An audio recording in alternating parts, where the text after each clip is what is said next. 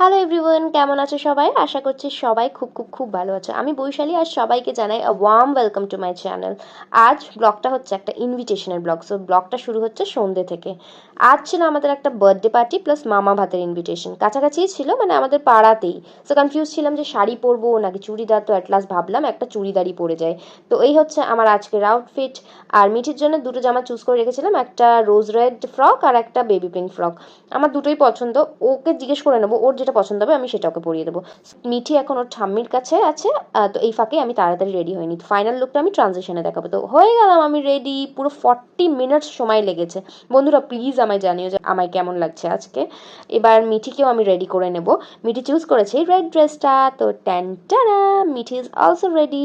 শুধু হেয়ারস্টাইলটা বাকি, সেটা এখন কমপ্লিট করে নেব। জানি না কতক্ষণ ও এরম শান্তভাবে চুলটা বেঁধে রাখবে, কেন কি ও কোনো সময় চুল বাঁধার পরে চুলটা বেশিক্ষণ বেঁধে রাখে না। তারপর আমি তাড়াতাড়ি ঘরটা গুছিয়ে নিলাম। সুমেনকে কল করে নিলাম, কেন কি অলরেডি রাত 9টা বেজে গেছিলো। তো সুমেন তখনও দোকান থেকে ফেরেনি। সো কল করতে না করতে আমি নিচে গিয়ে দেখি যে সুমেন বাড়িতে চলে এসেছে।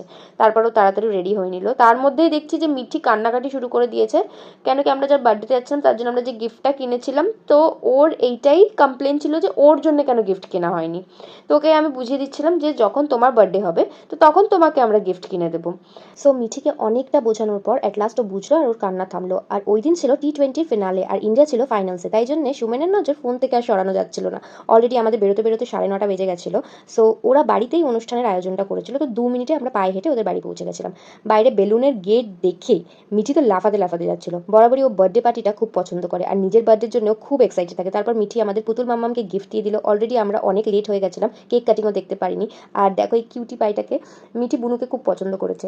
তারপর আমরা তাড়াহুড়ো করে বসে পড়েছিলাম খেতে। আর খাওয়া দাওয়া দারুণ ছিল। অনেক কিছু ছিল খাওয়া দাওয়াতে। প্রথমেই আমাদেরকে দিয়ে দিয়েছিল একটা ডিমের ডেভিল, যেটা মিঠিও খেয়েছিল।